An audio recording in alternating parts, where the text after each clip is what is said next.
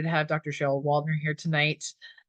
She has informed us that she's had a very long day of meetings, so we are very appreciative she's taking the time out tonight to kind of help us get informed about micronutrients in cow-calf herds that can affect fertility.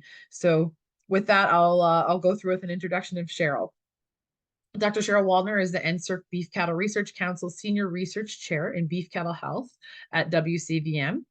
She is actively involved in research examining factors affecting the productivity of cow-calf herds as the lead investigator for the Canadian Cow-Calf Health and Productivity Enhancement Network.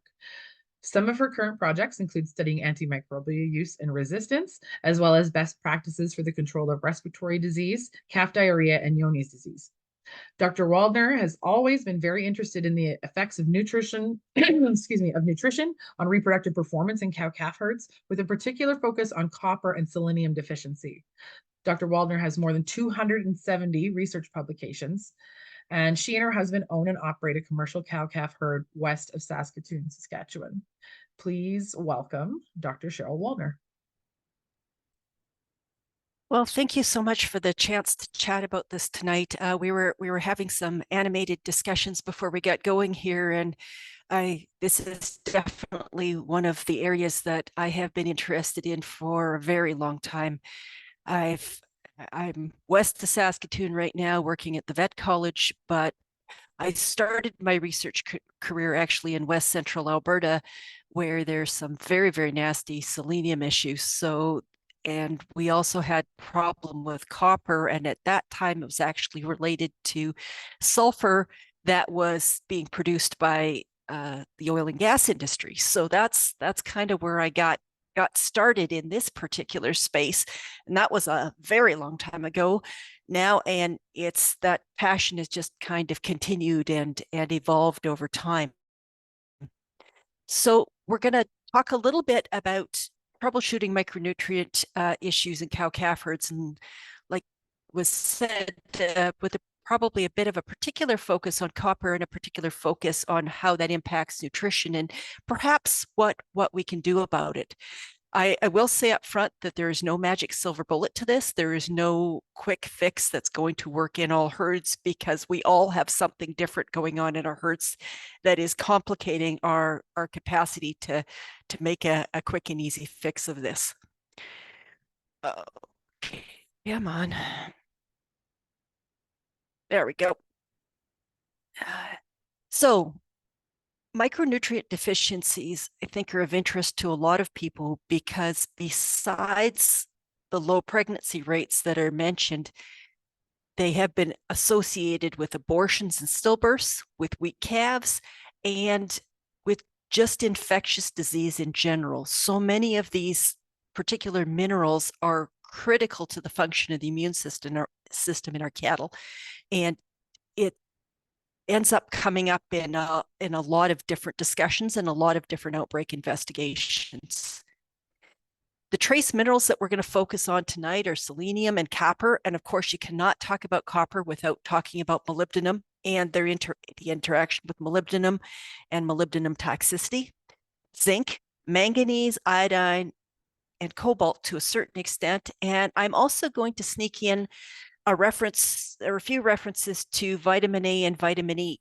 They're certainly not trace minerals, but especially the last couple of years with drought, I'm going to try to make the argument that they have been particularly important and an important interaction with some of these other minerals that we're looking at, just nutrition overall. This is not the best picture. This is an old one, but I think makes the point pretty well. Sometimes what we're looking at when we're trying to sort out these problems is bigger herd issues with reproductive risks, but sometimes it's one of the little guys down in the bottom where we've got, that sort of severe joint deformities and arthrogryposis. Sometimes we've got dwarfism, sometimes we've got all sorts of things. So these problems can present a lot of different ways. We'll start with selenium, because that's often the one that comes up in conversations, just because a lot of people have heard of white muscle disease. Basically, the classic calf looks perfectly healthy in the spring, takes, a rip around the pasture and drops dead on you because of damage that has been done to the muscles and the calf isn't capable of coping with because they just do not have enough antioxidant or recovery power in their system because they're short on selenium or potentially vitamin E, as I'm going to talk about in a bit here. It's super important for immune function. We do see the birth of dead or weak calves when we don't have enough. We can see increased rates of retained placentas and as well as fertility issues. So that's the first one. We'll just kind of do a background on all of these, and then we'll dive into the how bad and the why part of the question. Copper is the one I would be surprised if there's anybody on the call that hasn't attempted to deal with a copper deficiency or inadequacy issue. When I'll throw up our stats later, but most of the herds that we have looked at in Western Canada have at least a few copper deficient animals. And that's a lot of times over a lot of years of research. The biggest thing that we're going to see here is impaired reproductive performance. And that is one that we have hard numbers from Western Canadian commercial cow-calf herds that shows that this is a thing. This is not something that somebody just reported in a textbook someplace. Producers that have copper deficiency sometimes will talk about bleaching the hair coat in their cattle. This guy, this was a calf that a producer pointed to me one time and was wondering about what might be going on here. We ended up actually getting data from this herd, and this herd actually didn't end up having a very particularly severe copper problem, but it's one of the clinical signs, I guess, people jump on. So I just wanted to make the point, just because you're seeing, slow shedding or maybe, slow shedding in this case, that's not necessarily the problem. It could be, but it's not necessarily. But we do see unthriftiness. We do see stunted growth sometimes in these animals, and we will see impaired immune systems. And with copper in particular, what seems to get reported is an increased parasite burden. So a little bit more likely maybe to end up with coccidiosis in spring, maybe a bit bigger lice problem than we would expect, and then sometimes lameness. Copper is tricky because there's more than one way our cows can end up deficient. Sometimes it's primary copper deficiency. In fact, pretty much always there's some component of primary copper deficiency in what we're seeing, where there's just not enough copper in our forage to meet the needs of our cattle. Across Western Canada, that's almost a blanket statement. But what complicates the issue is the fact that what copper they do get, whether that's from the forage or from supplements we give them, can be tied up by other things in either their feed or their water. Molybdenum is one of the biggest ones and one of the ones that's most tricky to deal with. And we'll see high molybdenum levels in the soil in some areas of Western Canada and in the feed. Sulfur or sulfates, we can see high sulfur feeds, and we can see high sulfates in a lot of our well water. But more recently, especially after multiple years of drought, some of the dugouts and surface water sources that we use have become so concentrated that the sulfate levels there have gone through the roof. And then, of course, we can't forget about iron. And those of us who use deep well water for watering our cattle in the wintertime, and it's coming out of some of those old aquifers, that can be incredibly high in iron. And all three of these can combine together and work interactively to tie up the copper we do have and make this worse. So it's often a combination of more than one issue, and it's something that we really struggle trying to fix because it is such a complex problem. I'm just going to mention the other ones relatively briefly here tonight. It doesn't mean they're not important, but some of them we just have a little bit more trouble working through for various reasons. Zinc is important for growth rates, for skin, hair coat, the feed on our animals, fertility, but the diagnosis is very difficult. Both liver and blood samples can give us misleading results depending on the health of the animal, the stress that the animal's under. This is a really tricky one to get a good number on. Manganese is another one that can impair reproductive performance, but it's one that's a little bit frustrating because we don't really have good normal levels. And the literature is pretty contradictory in terms of how to actually interpret this and when to worry about it. Iodine, cobalt, and iron are also ones that we have to pay attention to. But iodine and cobalt, if your cows are getting a commercial salt supplement, it's almost always supplemented with iron and cobalt, so we're in pretty good shape. And pretty much any cattle that are raised outside on dirt, eating forage, we clinical iron deficiency we just don't see, so we don't worry too much about the bottom three. Zinc and manganese we need to pay attention to. They're just a little bit tricky to deal with. They don't happen as often as selenium and copper, but they're a bit tricky to get good numbers on. Vitamin A is very important for so many things. When we see vitamin A deficiency in the most severe cases, we can have animals that are acutely blind. They can have neurological signs. They can have very profound immune deficiencies. We do see stillborn and weak calves, and we have seen that very clearly again in drought data from Western Canada. We can see abnormal bone development and poor conception rates. So it does factor in there. Any cow that's seen green grass, or calf that's off a cow that's seen green grass, is probably going to be in pretty good shape. But for some of us, the grass last summer was green for a pretty short period of time, and it's been a while since our cows have seen that. Vitamin E is very much the same thing, very much linked to fresh forage. Vitamin A, if they can get pretty good stores of that, it does store in their liver and it does last for a while. Vitamin E does not last as long. It is a fat soluble vitamin too. It does store in the liver, but it doesn't store as long as vitamin A does. So it's a little trickier to keep those numbers up. It's works in synergy with selenium, and it does vitamin E deficiency shows up very similarly to what we see with selenium deficiency. So all of the things we talked about with selenium deficiency, we see here too. The big trick is when we're looking for these things, we're not just looking for these acute individual animals that have clinical signs. When we have less than optimal levels in our herd, we have some animals that are deficient in our herd, we're going to see impacts on performance and productivity that might not be immediately obvious and can kind of sneak up on us a little bit. Kind of like the iceberg below the water, and that we've got in this picture here. What we can see easily is often just the tip of the problem.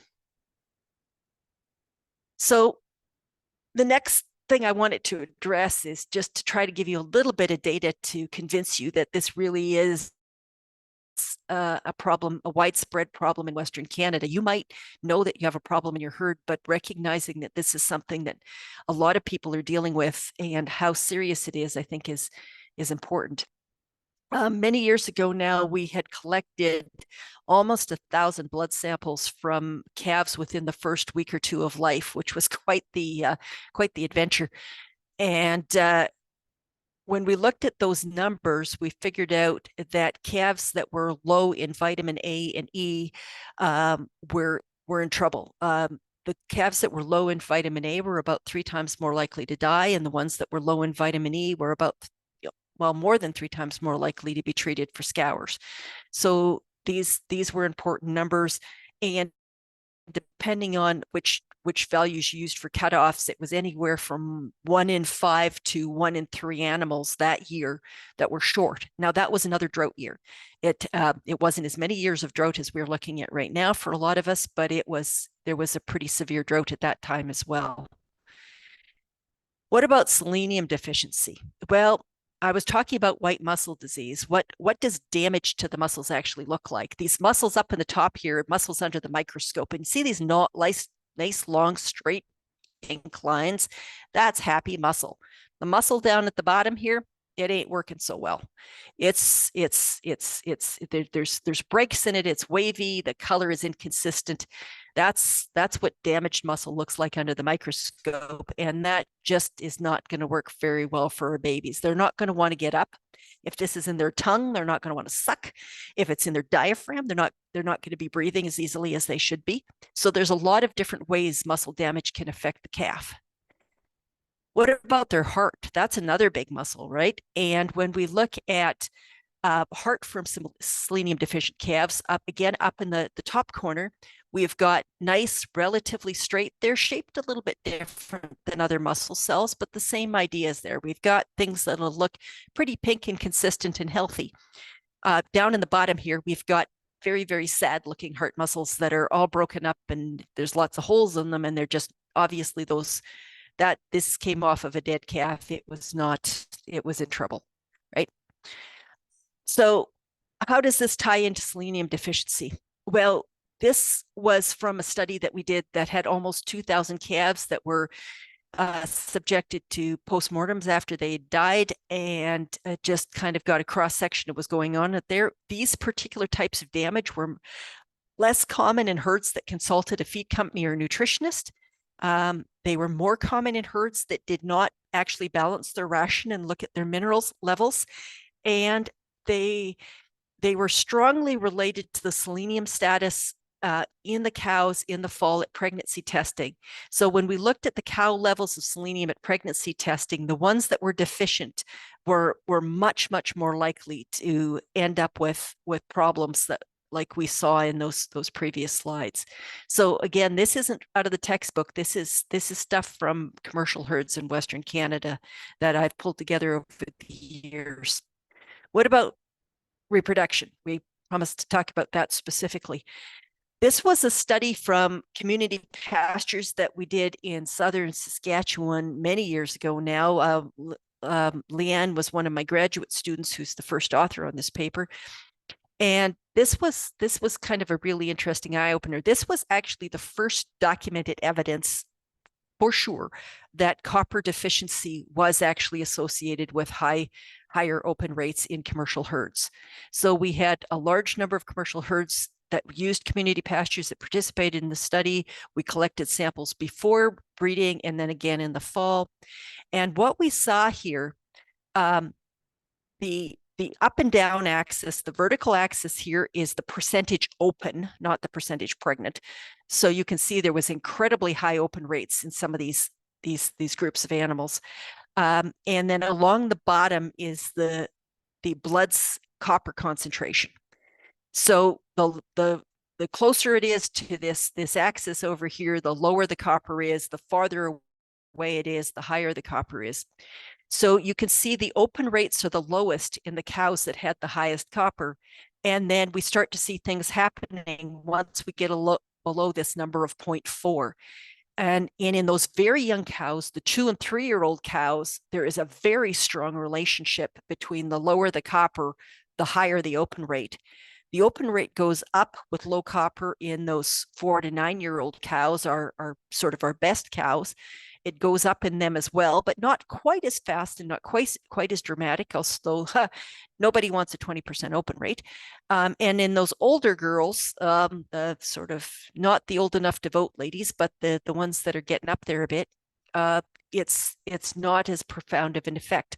And my argument for that is, well, if they survived in the herd until they were 10 years old, they must have figured out some way to deal with this, because they obviously weren't as susceptible to these issues as some of these other ones were.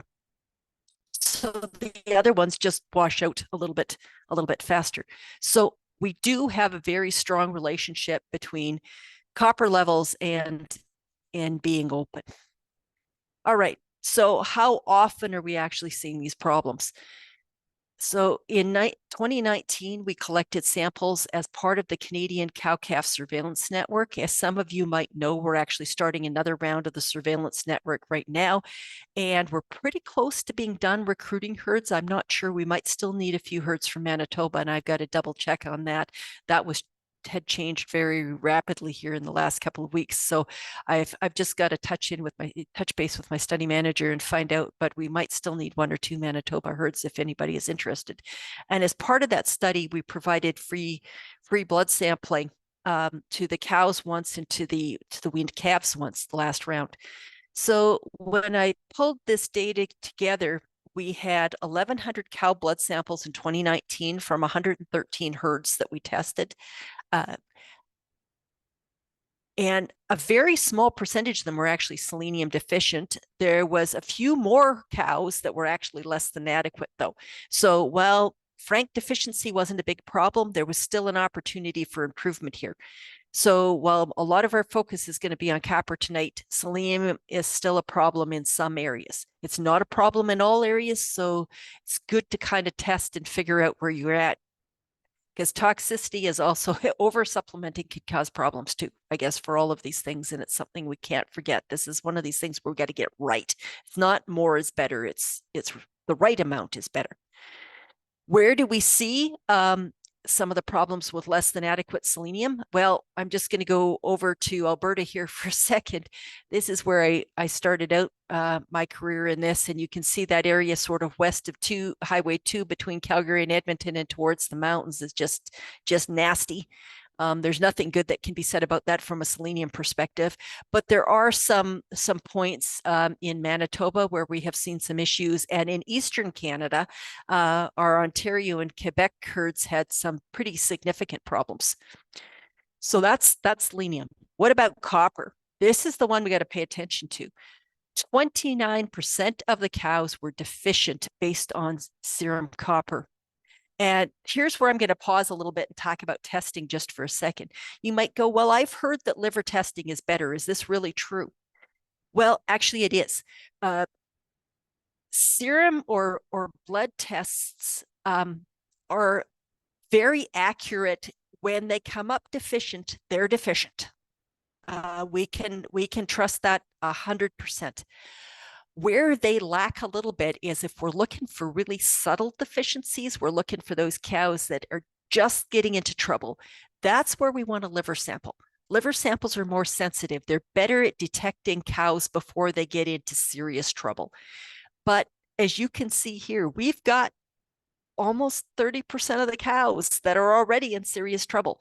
So if you're trying to take a quick and initial look at your herd and you're going, I want to maybe do a few more animals and I do want to do them quicker and maybe a little bit cheaper.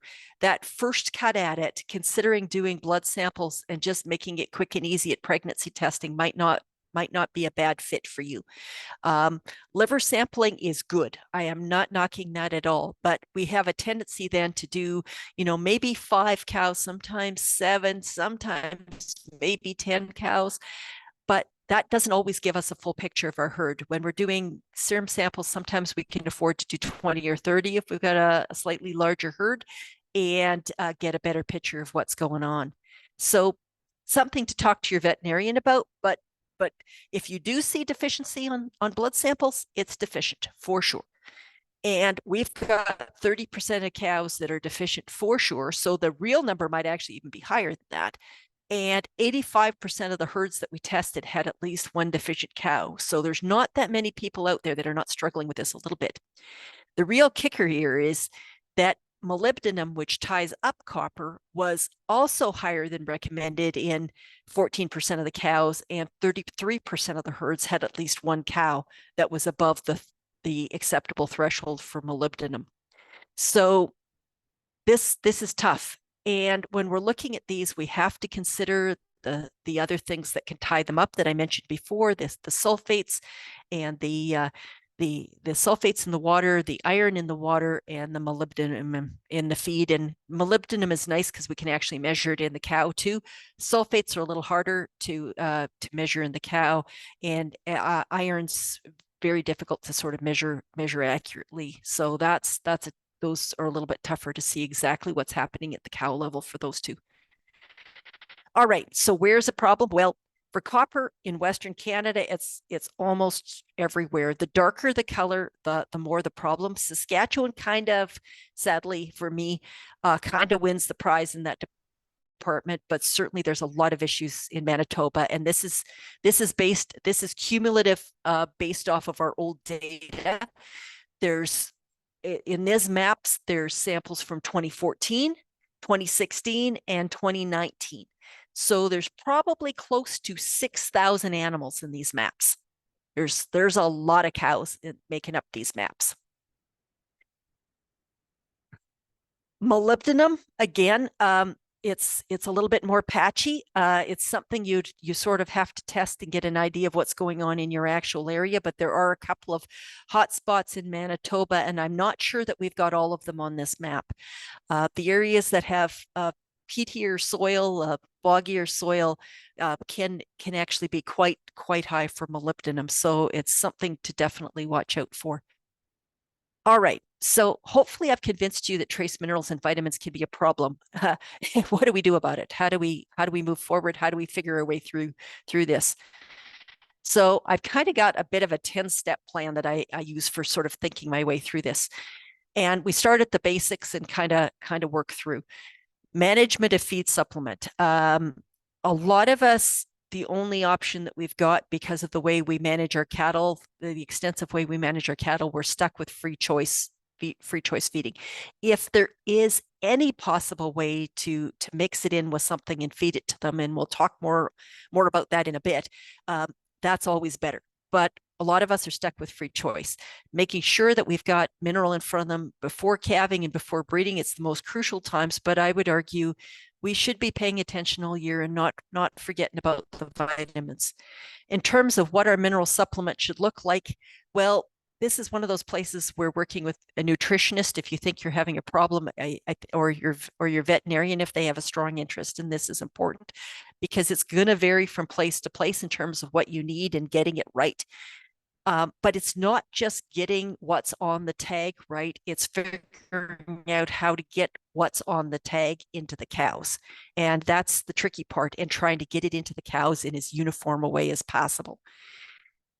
The label assumes all cows are average, and cows do not, well, I swear sometimes it seems like they're reading the instructions on how to get into trouble on me, but they really don't read, and they don't read the labels.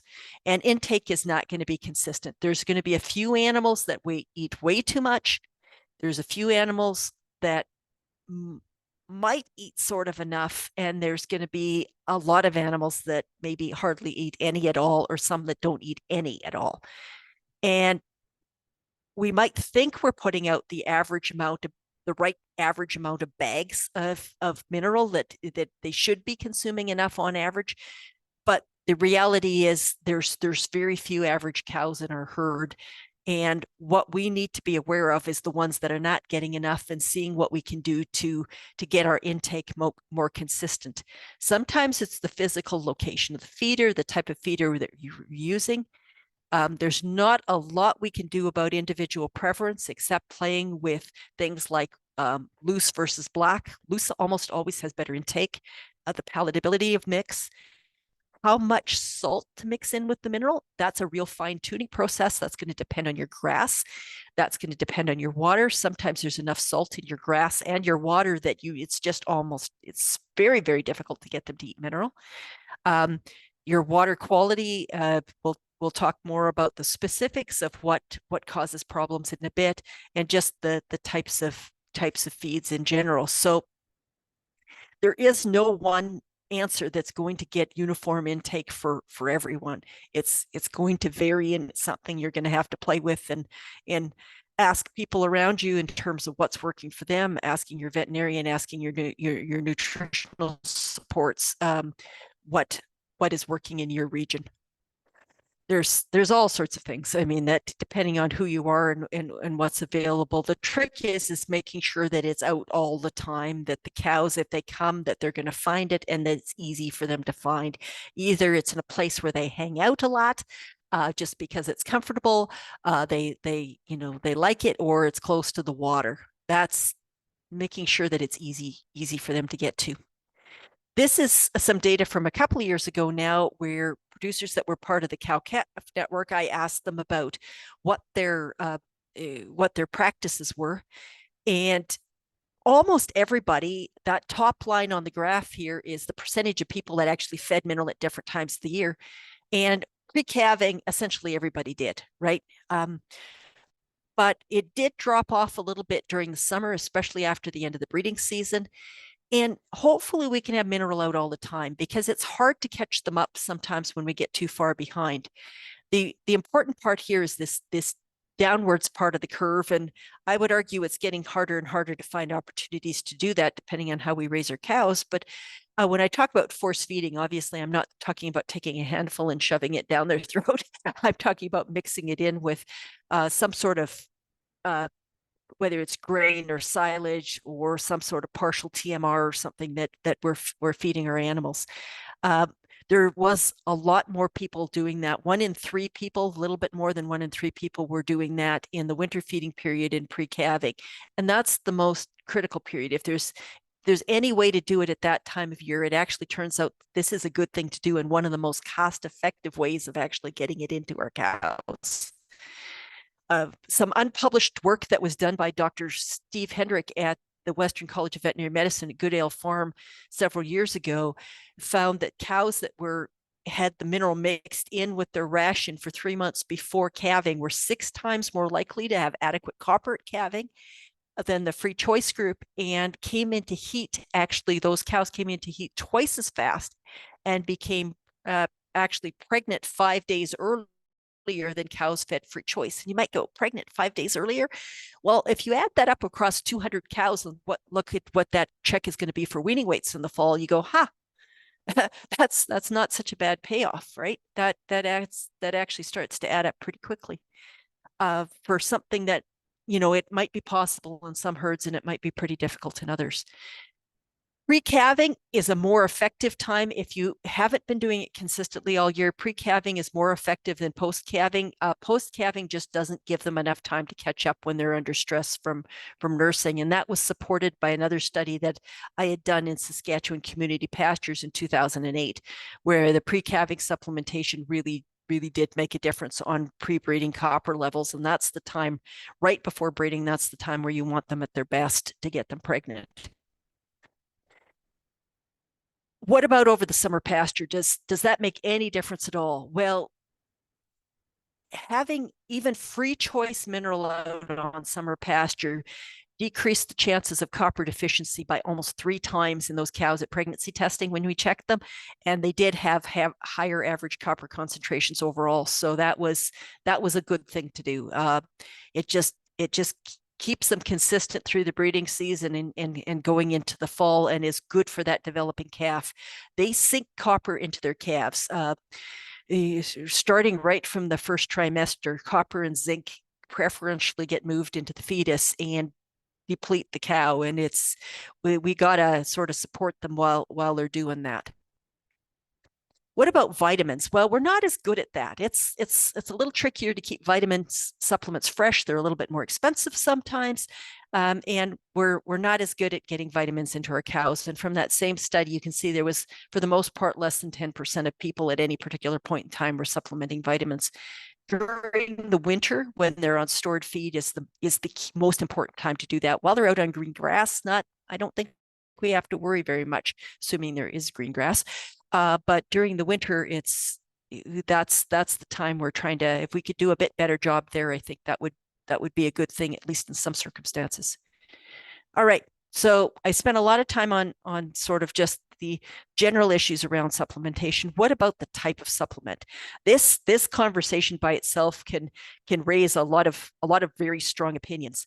When we're looking at the type of supplements in terms of the chemical form of the supplement, there's a very direct relationship, unfortunately, between the bioavailability of the supplement, i.e., how much does that cow actually absorb and actually gets into her system, versus the cost per pound. And there's no question that the chelated, proteinated, complexed minerals are, in most studies, come out to be the best in terms of bioavailability. This is really key when we're dealing with high molybdenum in your feed, or high molybdenum and high sulfates in your feed. The I was just reviewing the studies quickly today again, just to check this out and see if there was anything new out there. And the bottom line is consistently, if you're fighting molybdenum, if you're fighting molybdenum and sulfates together, chelated, proteinated, complex minerals are going to make a difference in absorption almost to a fault. The data on exactly which one is better is a little harder to come by and is a little bit more inconsistent. If you don't have a problem with secondary copper deficiency, if you've just got primary copper deficiency, if there's nothing tying up your copper, then it's probably not as important from a bioavailability perspective. But the other thing that some of these mixes bring to the table is many of them tend to be more palatable. They tend to be more tasty. And it's getting back to my question about how do we get all of the cows to eat more? Some of these, their sales feature is actually the fact that it's just easier to get the cows to eat them. Not all of them, but there's some of them that producers report that they could see their consumption level out and definitely go up on average, which again gets back to the cost per pound issue, because some of these ones can be as much as 5 times and even more expensive than regular mineral. Hydroxy minerals are the next one on the list. These ones work because they're less absorbable, they're less soluble in water, they're less soluble in the rumen, and they're less likely to get tied up by sulfur, sulfates and molybdenum. So they actually make it into the intestine without getting tied up by these other things, and they're still available to be absorbed by the animal. And then after that, we've got just the sort of the regular inorganic minerals that we buy and typically use. They can work perfectly fine. If we can get enough of these into our animals, in most cases, they work just fine. Again, just to emphasize, where they tend to work less well is where we're dealing with molybdenum. And sometimes when we're just dealing with intake issues and we're just trying to convince some of those stragglers to eat a little bit more. So this whole secondary copper deficiency thing, I just wanted to put in a sort of a quick picture of what's happening. This funny squiggle here is supposed to be the rumen. And then we've got the tube here is supposed to be the intestine, or sorry, the bloodstream. I was thinking of a different diagram. But you can see copper's the green, sulfur's the blue, and molybdenum's the yellow, and red's the iron.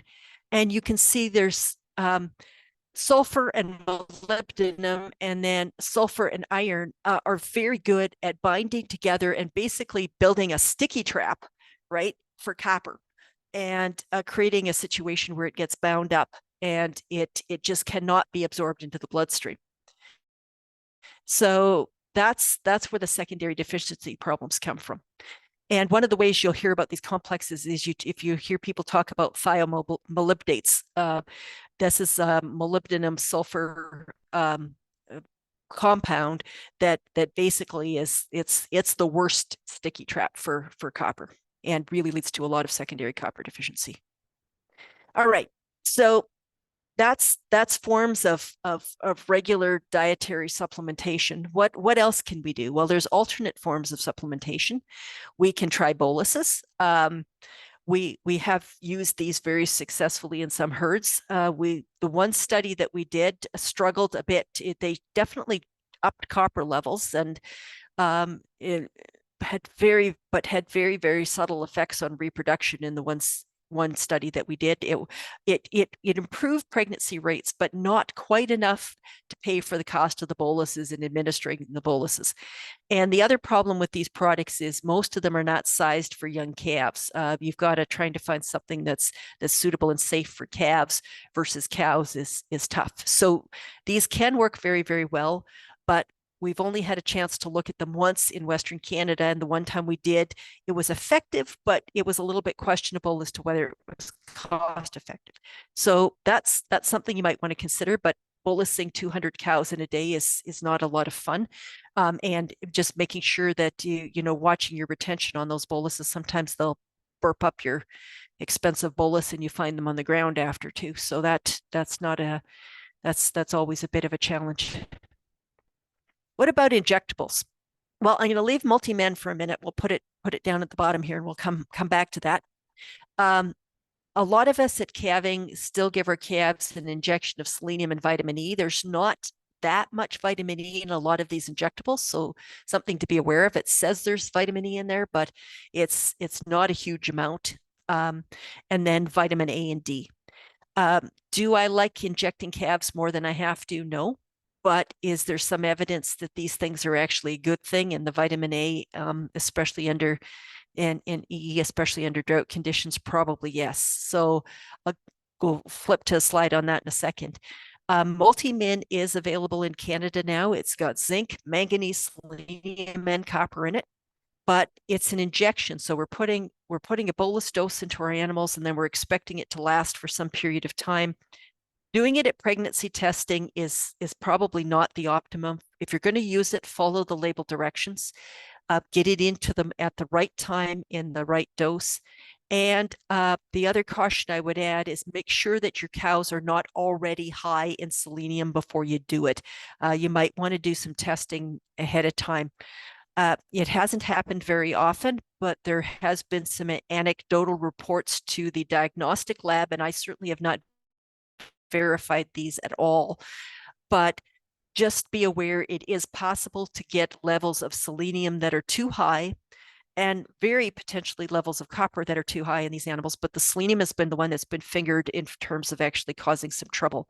So if you know your cows actually need the product, every evidence says that it's safe and it can be very effective, but only for a period of time. So that's the challenge here, but at least you know that all the cows got it.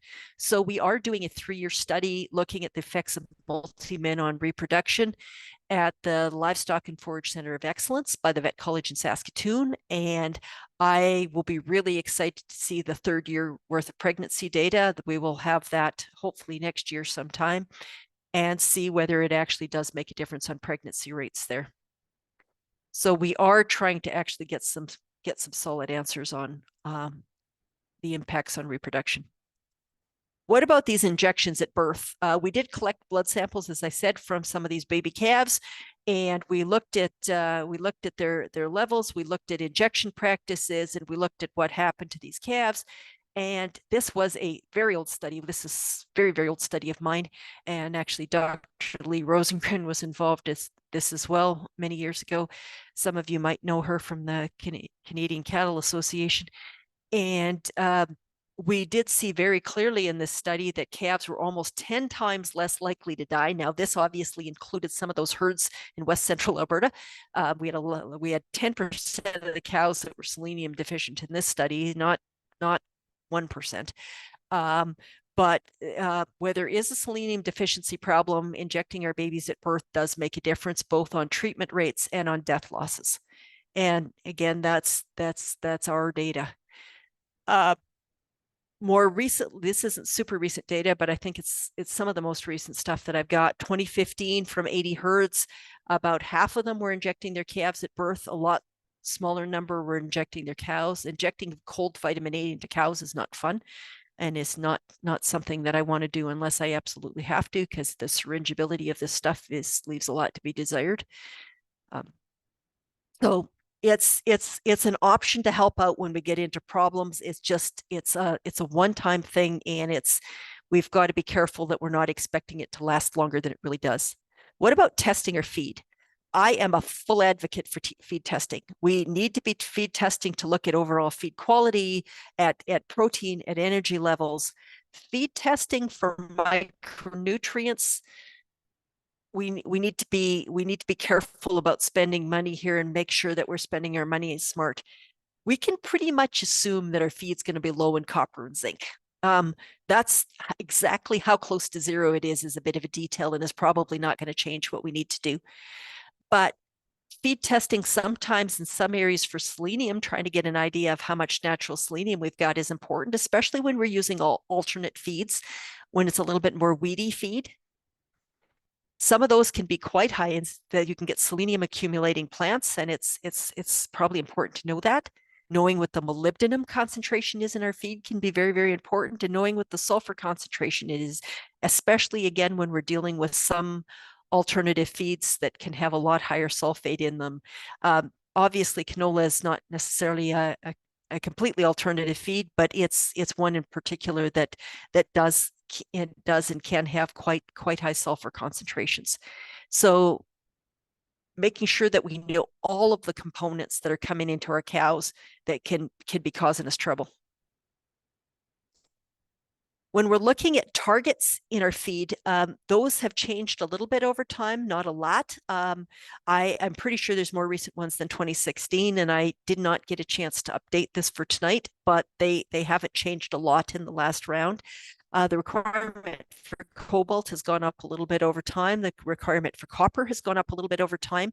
The requirement for selenium surprisingly has gone a little bit down over time, but other than that, they've stayed pretty consistent. The key thing to remember when we're dealing with diet and copper, especially if you've got sheep, sheep are not teeny tiny little cows. Sometimes they seem like teeny tiny little cows, but they are very, very susceptible to copper toxicity. So if you feed sheep a mineral intended for cattle, you are very likely going to cause a problem unless there's something dramatic tying up the copper in that mineral mix. And if you had sheep that are surviving on a mineral intended for cattle, then you've got there's probably some sort of very serious sulfur or molybdenum problem or iron problem or all of the above going on in your herd. All right. Don't forget to test your water. And that's unfortunately a little bit more tricky than it seems like it should. Testing our winter wells, most of us have a pretty good idea of what's in our winter well water, if that's what we're using as a winter source. And we can test that every couple of years and have a pretty good idea of what's going on there. We want to pay attention to sulfates. Ideally, we don't want those much above 1,000 parts per million in terms of tying up copper, but they can be a lot higher than that sometimes. And then we start to get into other issues with sulfate toxicity and sometimes even leading to the death of animals from polio. Iron, the higher it is, the more it's going to tie up for copper and again, deep well water. And then total dissolved solids, the water gets really salty at that point and reduces free choice mineral intake. So it can have other problems associated with it, but from a practical perspective, if the cows are getting that much salt from their water and sometimes from the grasses surrounding, they're not going to be particularly interested in eating their mineral. Number 6 on our list, so we're getting there, we're almost done, is losses during storage. The minerals themselves are pretty stable over time, but if they cake up, if they get weathered and damaged, the cows are not, the palatability can go down a lot. They can clump up and your capacity to sort of, if you're trying to mix them in with your feed or whatever, your ability to mix them can go down. Vitamins are not stable over time. So if you've got a really old bag of vitamins that's, especially if it's been exposed to the weather a little bit, those can be destroyed by light and heat and air. And that's an issue for our bags. But the other place where it's an issue is for those of us if you're winter grazing, if you're swath grazing, if your bales aren't protected and they're getting quite weathered, the more weathered they are, probably the lower the vitamin content is going to be. Now, at some point, there's not much there anyway, so 0 and slightly higher than 0 is probably not that big a difference. But in the early part of the winter, we have to be aware that certain grazing patterns and weathering can actually make a difference in terms of how fast our cows get depleted. And then, of course, our feeder design and looking at when we do have mineral out, is there stuff we can do to protect it? What other factors can influence how much micronutrients we need to provide? Well, breed. I love my Simmentals, but they do. There's a lot of evidence suggesting that they do have a higher copper requirement, so it's just something to pay attention to. Stress, and sickness very much alters zinc metabolism. Low zinc can obviously make cattle sick, or contribute to cattle getting sick, but they don't handle their zinc as well when they are stressed or sick. Age. manganese requirements are higher for cows than they are for feeder cattle. Heifers and young cows that are still growing tend to require more. And pregnancy, that little fetus just is really, really good at stealing from mom. They're very parasitic, and they pull out a lot of copper and zinc, especially. They pull out some selenium too, but a lot of copper and zinc. And then how do we assess requirements in newborns? Well, newborns are a particular challenge for the vitamins because vitamin E and A don't cross the placenta particularly well, especially vitamin E. So until those babies have seen some green grass and mom's seen some green grass, they can be pretty short. It's important that they get colostrum because these are fat soluble vitamins and they will be in colostrum. So if the cow's got any to share, that's going to be in colostrum. So making sure those calves get enough colostrum is absolutely critical. So if they're short on colostrum, they're not just short on the immune components, they're short on some important nutrition as well. So once we get them onto green grass, boom, it just skyrockets. We did actually do a little study on this that we never published a long time ago. And I wouldn't recommend doing it if you're calving 400 cows, but if you're calving smaller numbers of cows and you actually are worried, you have reason to worry about vitamin E, the same oral supplements we'd use for ourselves, we actually went to Costco and we bought the supersized containers of the capsules, vitamin E capsules, and we gave vitamin E capsules to calves just by popping them into their mouth when we're doing their tagging initial processing, and we're actually able to make some pretty significant differences in their vitamin E levels. Again, is this practical for 400 cows? No, it's not. If you've got a smaller number of animals and you're looking for a quick and easy way to get vitamin E into calves when you've got no green grass around, there's more there than there is in the injection, and it's probably cheaper than trying to get large amounts into the cows. Big ticket is, though, if you can get the right amount into the cows, if you can supplement the cows and get the right amount in, that's probably your best deal. All right, a couple more. What about the drought and micronutrients? How much of a difference does that make? We have not been able to see really strong interactions between drought and copper and selenium. I'm not saying they're not there. I'm just saying we haven't been able to see that.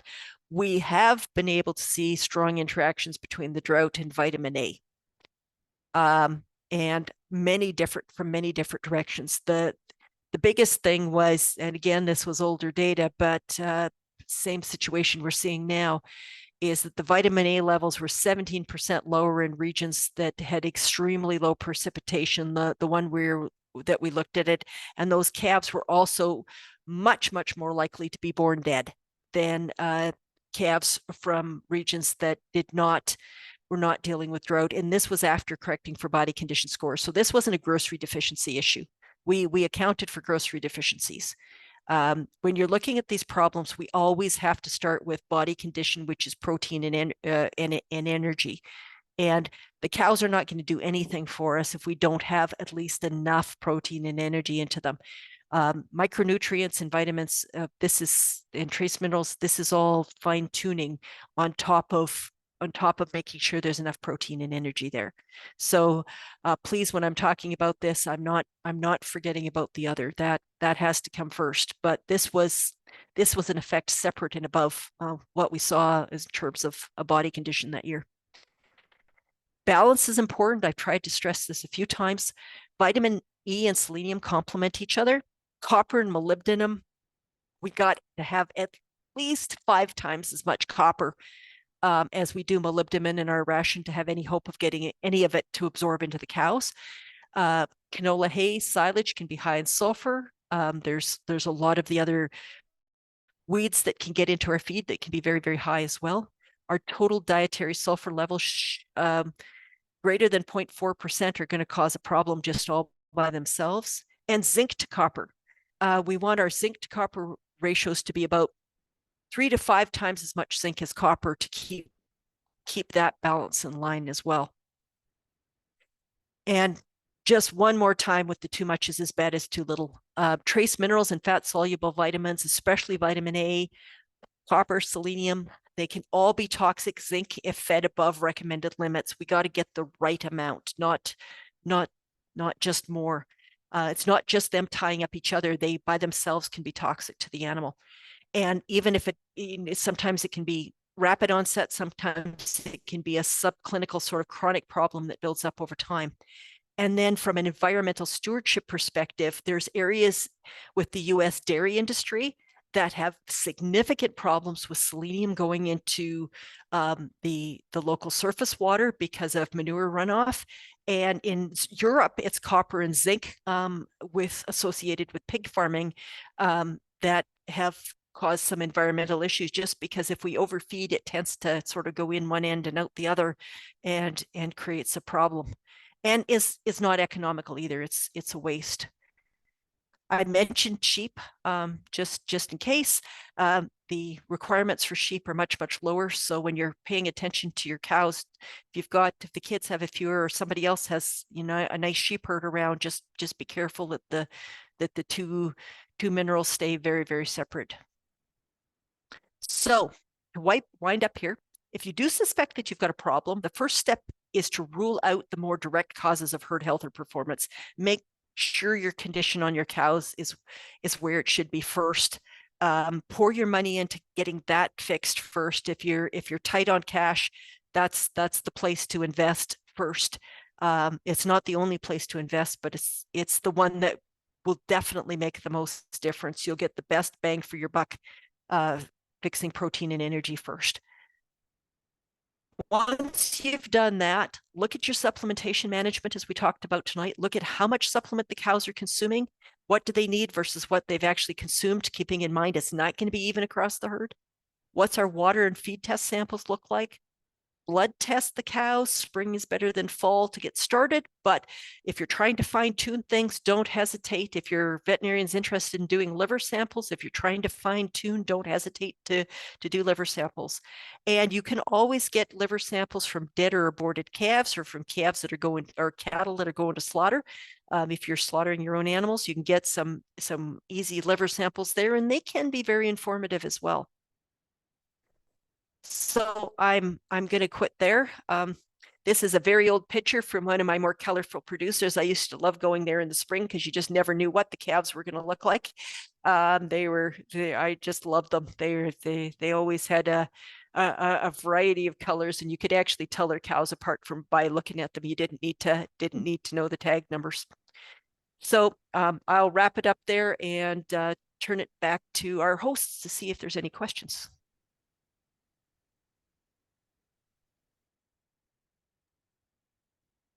Thank you very much, Cheryl. I can just say that I've learned a ton and I really appreciated your presentation. So thank you very much. One of the first questions from the chat you answered while you were giving the presentation on kind of going through liver biopsies versus taking blood samples.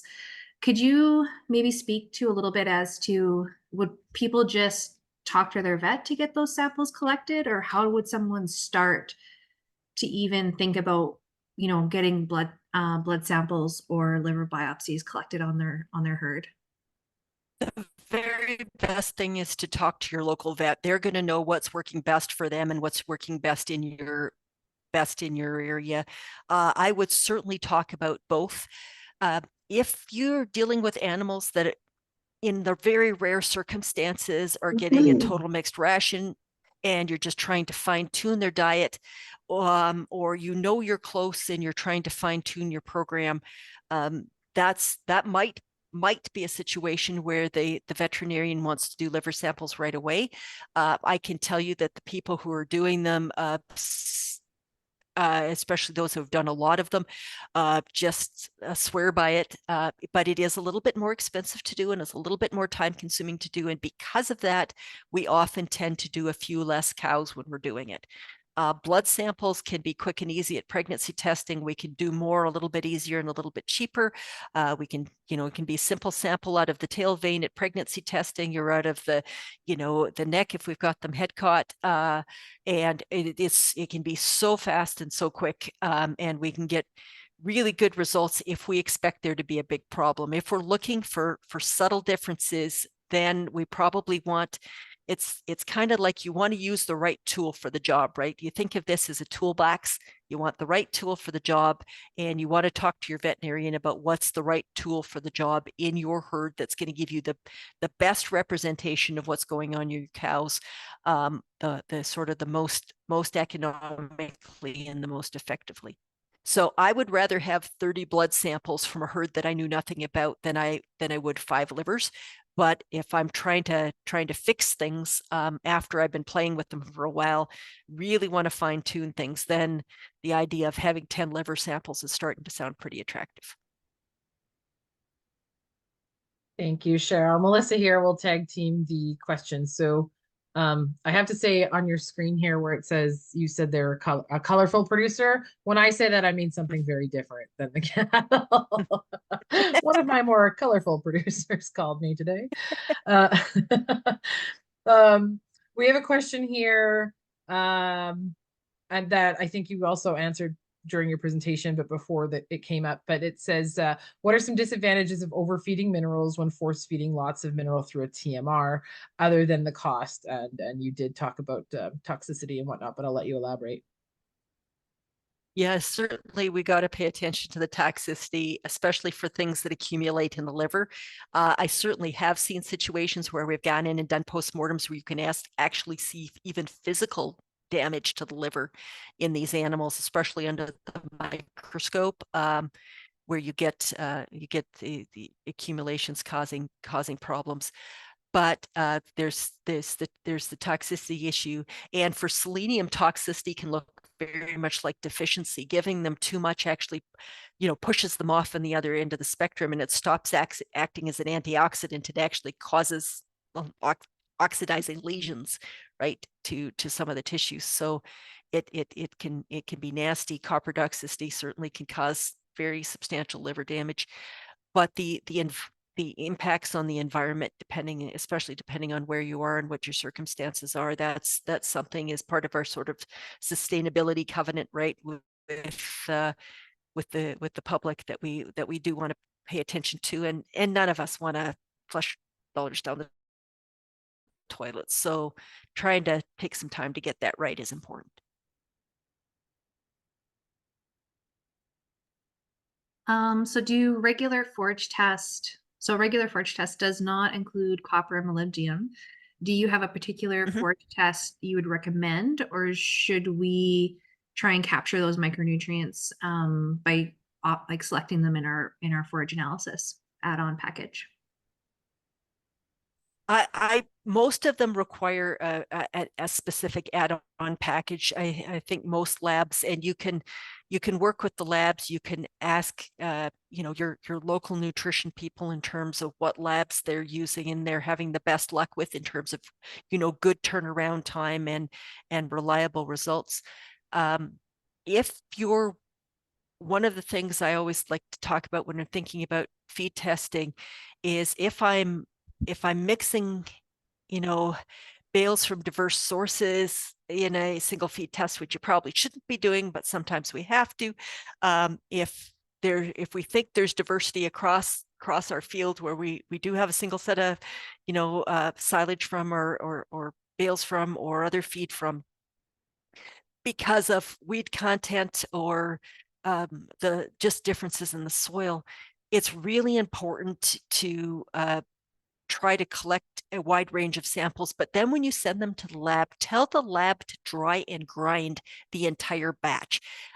They're busy just like the rest of us, and some labs are notoriously bad for grabbing a pinch of your sample. So you did all this work to collect all this stuff, right? And you tried to mix it up really good, but there's only so well you can mix it before it's dried and ground. If they pinch that and then dry and grind that, they're not going to get a representative sample of your sample. Right. So if you want them to get a good representative sample of what you're sending in, so ask them to dry and grind the entire sample and mix that. And some of them will sort of snort at you a little bit because of course we do that already, but some of them do not, right? And I know because I get them to ship me back my leftover sample, so I know what they've done to it. and it costs extra, but it's what the research stuff we've done. Personal stuff I don't, but for the research stuff we've done, I do, and that's one way of sort of checking up on them on that. So yeah, making sure that it's what you're paying for, because you are paying extra for this, making sure you're getting a good representative result is important. Thanks for that. I think central testing has one test called a 10FF that does have copper and moly, but it is really expensive. It's usually the recommended one for horse feed. Not that people feed test their horse feed. Poke fun at I don't. I should, yeah, but I don't. yeah, I'm poking fun at all the horse people because if it's really green, they're like, wow, that must be great hay. Yep, exactly. As a horse person, I'm making fun of myself here. Sorry. Mhm. We have a question here. What about the relatively new oral selenium and vitamin supplements for calves? No I'm name mentioned. yeah, I'm not sure what to say. There's a few different things on the market, and I think the bottom line is they're just, I don't have any hard research data on that, so I'm not gonna try to invent some bull around this. I don't have any hard numbers in terms of how well those work, and that's what you would be pushing the company that's selling it on is what's their evidence first for how well they're absorbed, and then any potential risks of toxicity. If I have an option for using something oral, I would like to do that above an injection. But in very, very young babies, if I'm doing this right at birth, I want to make sure it's something that's super safe, that's not going to off-put my baby at all, that's not going to off-put its digestive system at all while I'm trying to get it up and going. So those are sort of the provisos that I would stick in there. And then trying to get something oral into something older sometimes can be a bit of a nuisance, but it's anyway, it's the practical part of it, and then just trying to get as much data as you can on it before you move to something new. Going on or continuing on a little bit with the feed quality piece, what would you, from analysis that has been done on going more from a hay ration to corn silage, would you say that there's any underlying concerns that may lead to an increase in open cows due to the nutrient profile? Okay, so I'm gonna open it up and see if there's anybody else that has some more experience here. I personally do not have a lot of experience with corn silage, so I'm gonna defer on that one. If the only caution I would advise with some of these things is sometimes the need for, just paying more attention to things like vitamin E can be more important, because sometimes the oxidation sort of risk from some different feeds can be a little bit higher. So just making sure that sometimes your overall balance can be a little bit more important. But yeah, I would just have to turn it back to others who've got more specific experience with testing testing corn silage. Bottom line is, corn does not grow in my part of the country, and in the areas that I've worked in historically, a lot has not grown very well at all. So it's something that I just don't have a lot of experience with. Maybe someone else. I know John Pop is on the webinar tonight, not to totally call you out, John, but is it when it comes to silage based diets that are pretty heavily into the silage with a high proportion of silage, is it not that they can be quite low in manganese?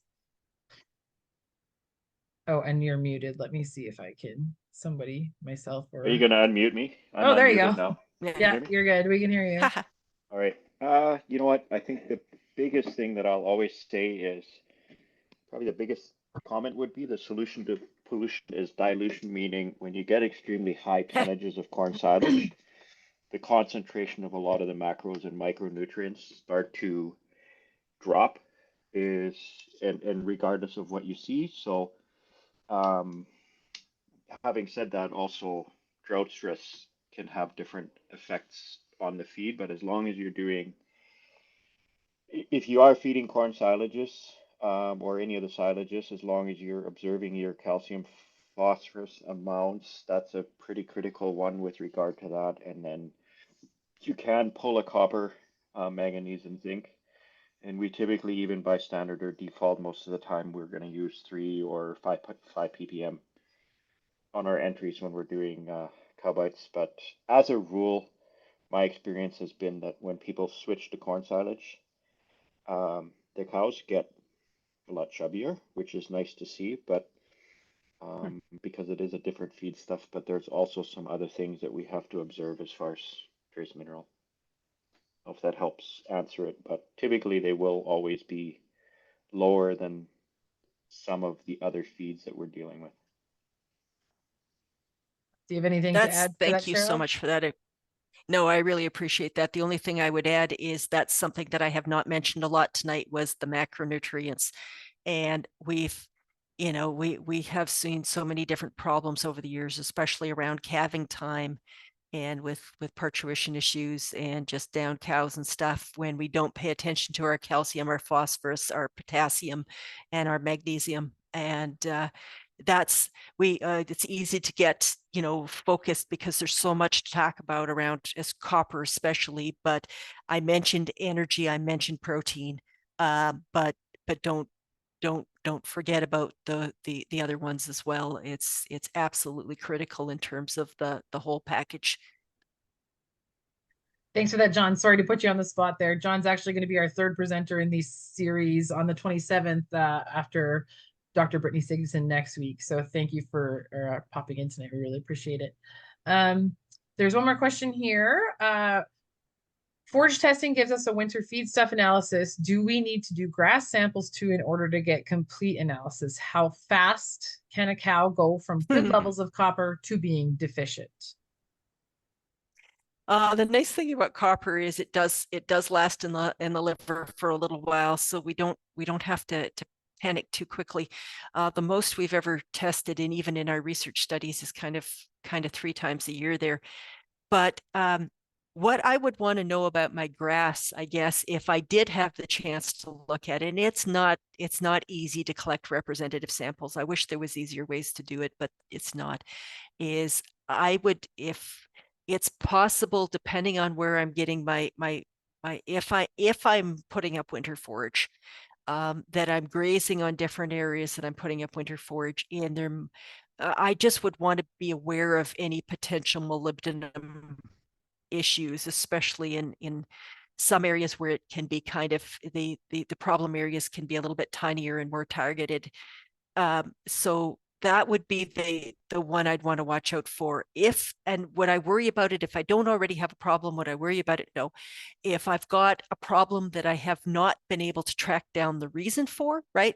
If we're kind of getting to the end of our investigation and we don't really have an answer as to what might be going on, we can look at molybdenum in the cows maybe a little easier, right? That blood test in the fall at pregnancy testing time, if or the liver, if that's up in molybdenum, then that probably suggests that our grass was in the summer too, and that might be the easiest.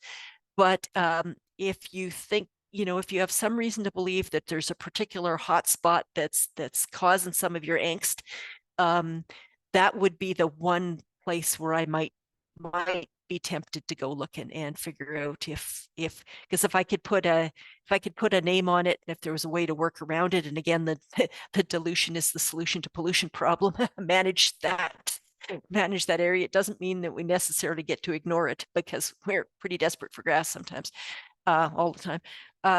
But it's one of those things, if you can put a name on it, sometimes it can make it a little easier to manage. But I would probably start by testing my cows in the fall and seeing what the issues might be there. And then if I have to go looking for the source of the problem, if I can't resolve it through easily through dietary management, and I'm trying to track down the source of the problem, that's where I might go looking.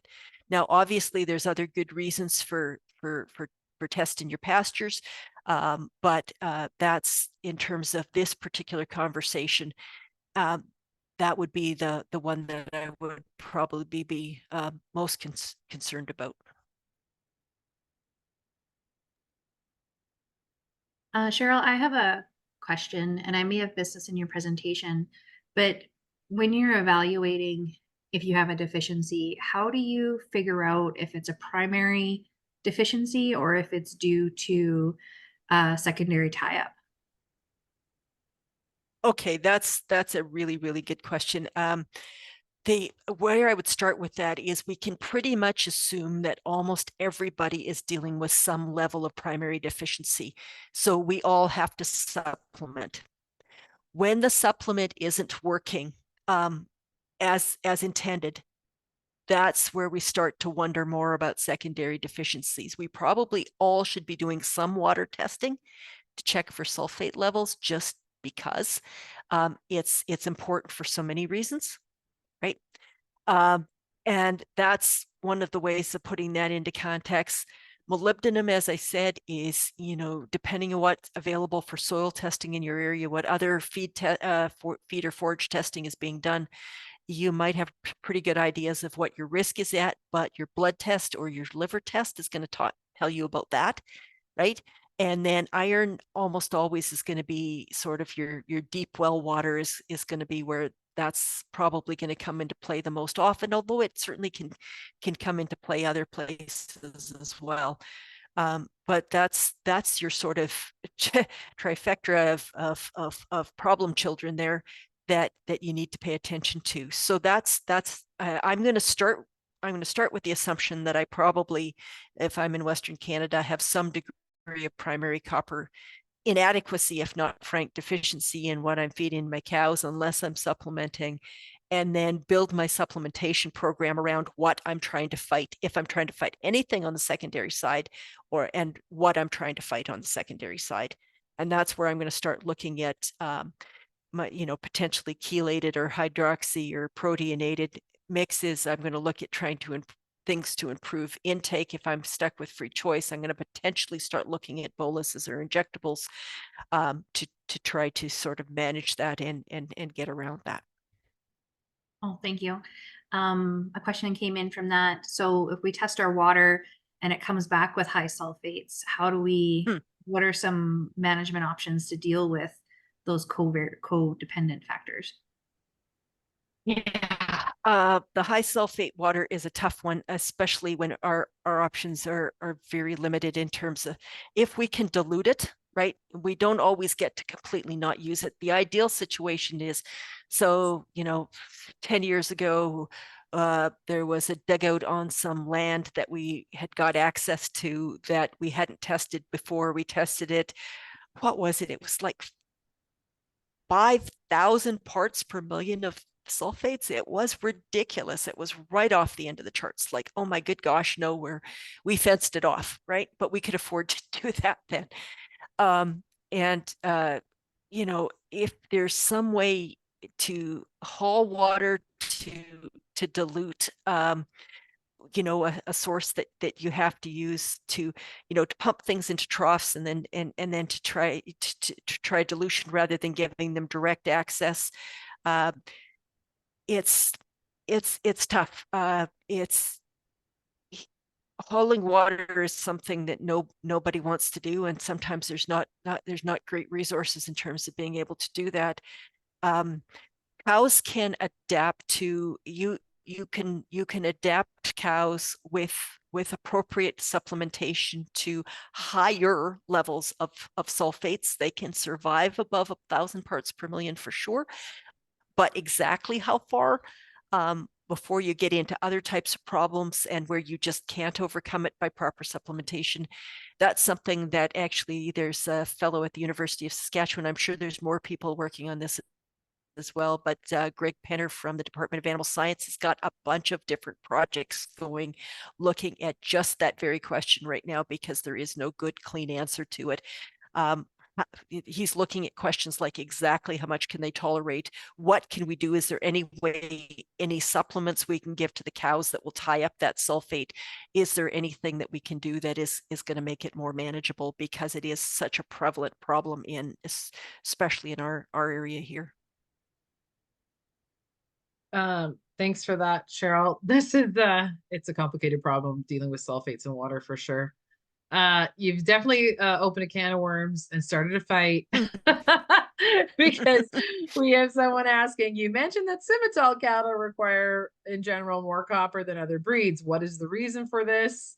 And what is the typical, difference compared to other breeds? It's not that much higher, but it is worth mentioning.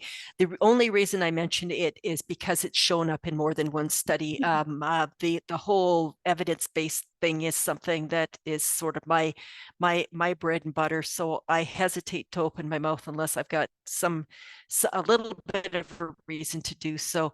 That, and the thing is those were also older studies. So the extent to which it applies to current Simmental breeding, I should have couched my wording around that. But there are at least a handful of older studies that have looked at between breed differences, and Simmentals have shown up, especially because at the time that a lot of the studies were done, Simmentals were the big part of a lot of our herds. So people were very, very interested, right? There was a very real interest in doing studies to understand them, because they were such a key part of a lot of our breeding programs.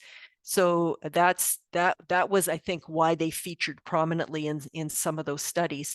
I think because there are very good reasons why there would be genetic differences between breeds in how these enzymes work that are metal dependent, that this work should be revisited, because it's not about it being a good or a bad thing. It's about getting the right amount for your cows in your environment, right? That's what we want to do. Is we, as cattle producers, we want to get the right amount to our cows in the environment that we're trying to raise them at that particular point in time. And the more we know about what's going to work and what needs to happen, the better job we can do of doing that. So it's about being informed, right? It was just an example. And it's about just trying to find out all of the things that we need to tweak and understand when we're formulating our requirements. Going on to back to iron in deep wells, do you have a number or a reference point that's too high for iron, where you will start to see it tying up copper for to deeper well water? Oh gosh, I'm having just to put it very, getting back to your colorful comment from before, I'm having what I refer to as a brain fart. I don't want to say, because I can't see the number in front of me right now. But when you do get a water test done, they're usually it's nothing fancy. It's the regular number. If somebody else does know, please shout out. But I'm just, like I say, having a moment here right now, and the numbers just has slipped my mind, and I don't want to say it wrong. But the number that you get back typically with your water test in terms of your interpretive criteria works just fine. That's I would pay attention to that, at least for most of the labs that I've dealt with, is a good one. And they're cutting it as sort of what they're calling it as an aesthetic thing. Iron isn't considered a problem from a human health perspective. It's considered as an aesthetic part of, but we don't have rumens, and we're not dealing with copper tying up in our rooms, so they don't do that from the basis of cattle. But the number that they use is not that is either okay or is not that far off. I can provide that if somebody else doesn't have it handy, I can provide that number back to Mary Jane and Melissa right after the meeting. That's like 2 seconds. I'll probably think of it the second we hang up here. Oh, I completely appreciate that. It happens to me all the time. We don't have any more questions, but I have a question again. And this maybe doesn't make sense, but we have been grazing our cow herds on maybe some really much higher quality feeds. So different types of annual forages that are really high in protein. Would that ever interact with the trace mineral uptake or absorption at all? High protein levels in the blood or in the rumen? It's another good question, and is not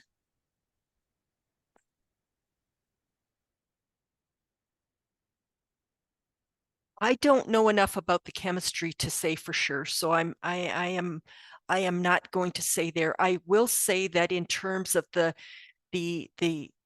proteinated complexes, in terms of intentionally adding protein to these mixes, as different from like a formal chelate, but some of the proteinated sort of complexes and stuff, that sometimes the presence of a protein in the overall ration can potentially protect, if it, you know, depending on the exact circumstances of the chemistry, could potentially protect the trace minerals from being as soluble and getting up, getting complexed in the room, and they can protect them a little bit potentially from that. Whether that actually works that way just within feed, I doubt that. I cannot think of a study that I've seen where somebody's looked at that.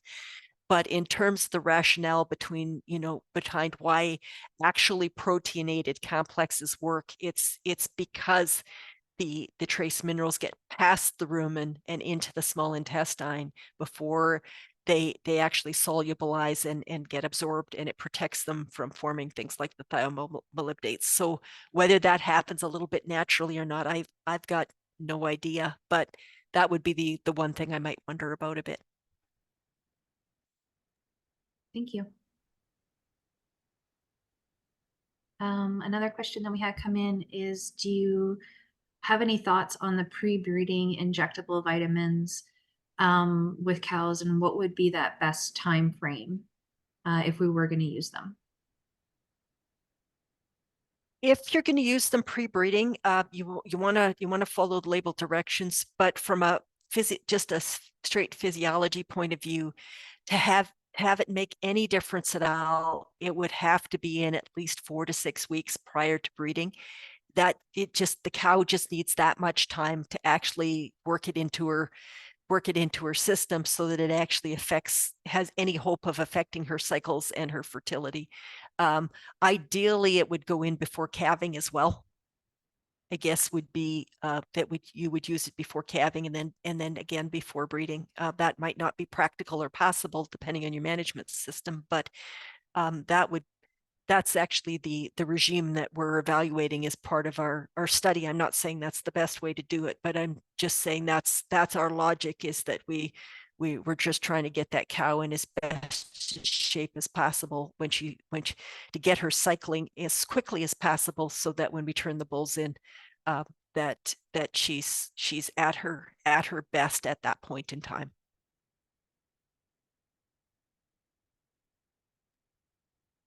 I just was frantically Googling while you were speaking Yeah. there, Cheryl. So I found an article that quotes iron is known to tie up copper at concentrations of over 300 parts per million. Okay, that actually is, yeah, that for sure would be a problem. The number that I was thinking of was actually even a little bit lower than that. So I just tried to Google quickly here as well, and unfortunately my phone, because of the area that we're in, is about as bad as my internet is. So Yeah, it's not cooperating for me, but yeah, that's something. Yeah, I can try and find some better numbers and get those back to you, because I know I've got them in another presentation, and I usually have them at the top of my tongue, but not tonight. Yeah, I thought 300 was really high too, because I think from what I've heard about dairy cattle, like lactating dairy cattle, 8 parts per million, and they start to want to go off water from a palatability perspective, I think. But I don't see any other questions, and I don't see hands raised, right, Mary Jane? Not that I'm seeing, no. So we can kind of start closing it out while we wait, in case someone's frantically typing. But yeah, we can start kind of closing out the evening. Definitely want to mention this is a 3-part series. You are welcome to join us on all or any one of them, but I implore you to be here for all 3. They all tie together very nicely, all the different factors affecting cow fertility. So next week we have Dr. Brittany Sigfusson. So she's going to talk about different diseases, parasites, things like that that can affect cow fertility as well, and how to deal with those and how to identify those. And then we have John Pop, who joined us and on the webinar tonight and offered some great tips. So he will be on the 27th as well, and he's going to talk about management that can affect cow fertility as well. So we're very excited to continue this series. Anything else to add, Mary Jane? Big thank you to Dr. Cheryl Waldner. We really, really appreciate your time being here. And for your commitment to researching such a challenging topic. When I Absolutely. first started trying to like think about it, I was like, no, too many interacting things. I can't. Where do you start? So thank you. Thank you so much for the research that you do as well. Well, it was a lot of fun here tonight. Thank you, folks, for all the great questions, and certainly feel free to contact me directly. But I do know that there's a lot of the local veterinarians in Alberta, well, across Western Canada, I was going to say Alberta, Manitoba, that have a very strong interest in this topic and would be a great resource for you, as well as yes, there's just there. I do know there's a lot of ag folks out there in general that have been paying attention to this for a lot of years. So just keep shaking the trees. There's a lot of resources out there and folks that are willing to visit about this and hopefully help you find solutions for what's going to work in your herd. Again, there's no, the real key thing is, again, with all of these factors, it's not anything is particularly good or particularly bad. It's about just getting the right amount at the right time for your animals. That's going to be the most cost-effective solution for your herd.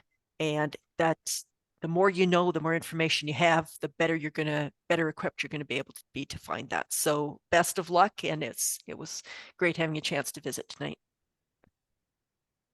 Thank you. Really appreciate you being here. And if anybody has any other ideas of what they would like to hear from an extension perspective, please contact Mary Jane and I. We're always happy to put things like this together, whether they're in person or online. The online option is nice, just so people can join at their convenience later and watch the recording. But yeah, please let us know if you have anything you want to learn about from an extension perspective that you're not seeing in mainstream. We're certainly happy to put this together. It's our job.